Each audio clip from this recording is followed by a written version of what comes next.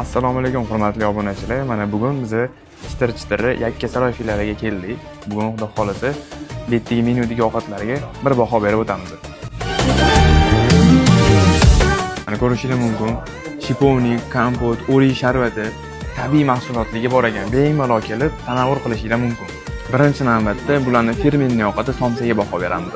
Mana bismillah. Gap bo'lishi mumkin mana. Bularda 7 xil somsa bor ekan. Bemalol kelib har kuni olib ketsanglar bo'ladi. Bularda ovqat erkaga bor ekan. 24 soat davomida tayyorlangan qarayda sigir go'shtli. Ana bunga bitta baho beramiz endi. Bismillah. Ta'rifga til ojiz. Kelish kerak, yeb ko'rish kerak.